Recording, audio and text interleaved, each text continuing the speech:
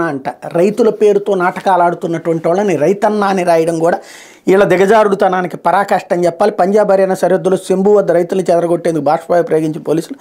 శంభు వద్దే వేల మంది, జిందులోను భారీగా మోహరింపు. రెండో రోజు కొనసాగిన నిరసన. ఢిల్లీకి వెళ్లేందుకు ప్రయత్నం.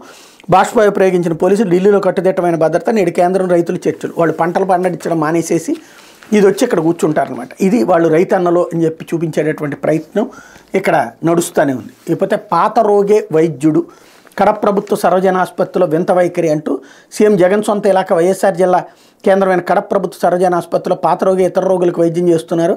అతడికి వైద్యం తెలుసని, రోగులకు ఇబ్బంది ఉండదని ఆసుపత్రి నర్సింగ్ సిబ్బంది చెప్తున్నారు. మంగళవారం రాత్రి MS1 వార్డులో ఉండాల్సిన నర్సులు వార్డులో ఉన్న రోగికి బాధ్యతలు అప్పగించి మందులు సూదులు బీరువాలో ఉన్నాయని, ఏదైనా అవసరమైతే రోగులకు ఇవ్వాలని ఆదేశించినట్టు తాము విన్నామని రోగులు వారి బంధువులు వాపోయారు. దాంతో ఆ రోగి రాత్రి నుంచి ఉదయం వరకు రోగులకు సెలైన్ పెట్టడం, తొలగించడం చేశారు. బుధవారం ఉదయం 6:30కు తనకు తానే బీరువాలోనూ ఇంజెక్షన్ చేసుకున్నాడే. 10 నిమిషాలకు కింద పడిపోవడంతో తలకు బలమైన గాయమైందని ఇతర రోగులు చెప్పారు. వెంటనే వైద్యులు అతడి తలకు కట్టి వైద్యం చేశారు.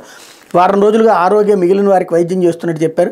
ఇదేంటని ప్రశ్నిస్తే తన చదువు రాదని, వైద్యం అంతా తెలుసని, అందుకే తనకు నర్సులు బాధ్యతలు అప్పగిస్తారని చెప్తున్నట్టు రోగులు వాపోయారు. దీనిపై నర్సింగ్ సూపరింటెండెంట్ స్పందిస్తూ ఆ వ్యక్తి ఆసుపత్రి ఏర్పాటు అవ్వక ముందు నుంచి ఇక్కడే ఉన్నాడన్నారు. అతని వైద్యం అంతా తెలుసని చెప్పారు. వైద్యులు డిశ్చార్జ్ చేసిన మరో వార్డులో చేరిపోతాడని తెలిపారు.